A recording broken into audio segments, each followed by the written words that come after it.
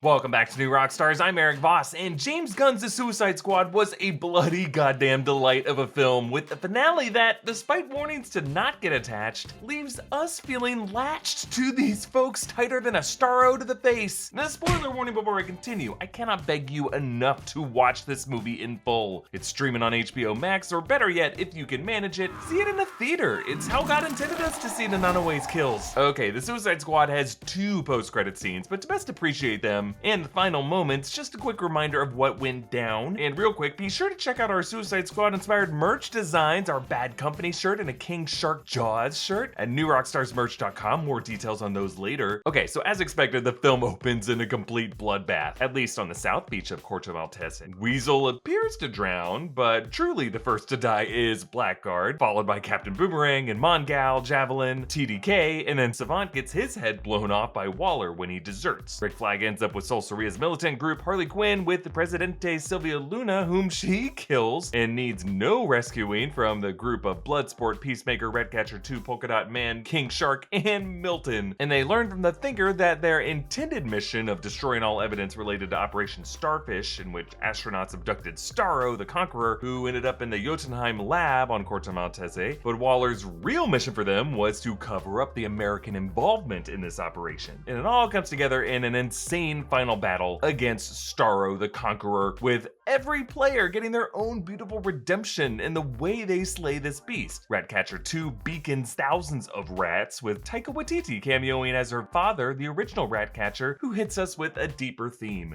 Rats are the lowliest and most despised of all creatures, my love. If they have purpose, so do we all.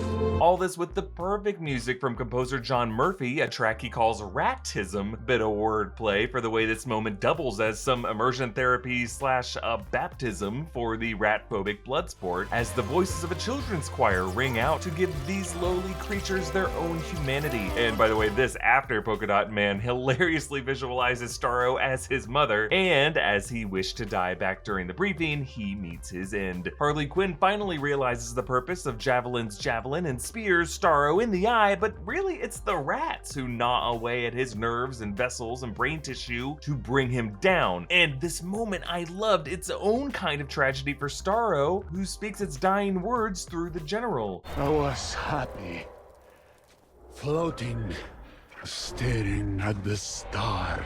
Just a reminder that Starro was another victim dragged into this. Now look, when you're doing things like packing for a vacation, you want to keep things light and flexible, like Tom Holland. Well, thanks to Vessi for sponsoring this video. Vessi's shoes come in handy for light packing. They're not only super light at only 175 grams, but they're also the perfect everyday shoe. Vessi makes these knit sneakers that are 100% waterproof. Whether your vacation involves beaches or lakes, rain, or a very aggressive cousin with a water gun, these shoes are taking good care of you. They're made with this Dymatex material that keeps your feet warm in cold weather but cool in warm weather, and it's super easy to clean with just a rinse of water. Skipping through the grass, swallow, drinking. Oh no!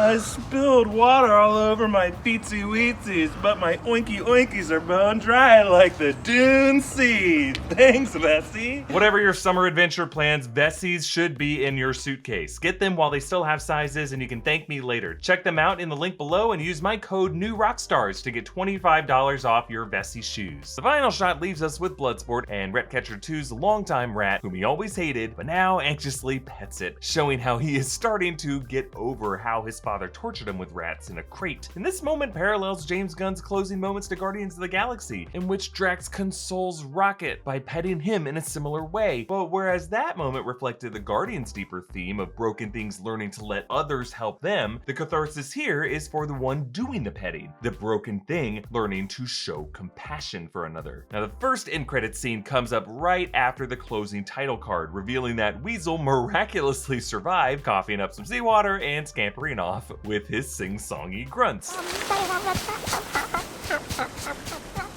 Now, Weasel is played in motion capture by James Gunn's brother Sean Gunn. Notice how its eyes even look a bit like distorted, askew versions of Sean's blue eyes. It also makes this a bit similar structurally to the way Guardians Volume 2's first post-credit scene checked in with Sean's character, Kraglin, in that case. Sean Gunn also cameoed earlier in the movie in Belle Reve Prison as DC villain Calendar Man, with the months of the year written across his head. Now, it is not clear how exactly Weasel was able to cheat death, because Waller's screen earlier showed him with the skull icon, suggesting they probably had heart monitors for all of them. But then again, he's also just an insane creature who violates all kinds of laws of nature, so why not? It's a bit funny when you think about how Weasel probably still thinks the mission is still on, but a bit terrifying when you remember he killed 27 children. I expect Weasel could return in HBO Max spin-off series Peacemaker, which the second post-credit scene sets up a lot more. But again, to celebrate the Suicide Squad, we have launched new merch options, including our latest obsession, Bad Company, including the lineup of Harley, Peacemaker, Bloodsport, and more. We also have an awesome King Shark Jaws t-shirt. Nom nom nom. We've got a ton of unique colors for these, and a brand new nerdy streetwear hoodie, and so much more on the way. Check out the Suicide Squad exclusives, plus other nerdy fashion for the fashionable nerd, only at newrockstarsmerch.com. Okay, in the second post-credit scene, we catch up with Amanda Waller's two aides, John Economos, played by Steve Agee, who did the motion capture for King Shark, and Amelia Harcourt, played by Jennifer Holland. These two helped turn on Amanda Waller earlier to help Task Force X take down Starro. But here, a doctor brings him to Peacemaker as he recovers. You realize this is revenge, right? Waller knows we double-crossed her and she's getting back at us by saddling us with this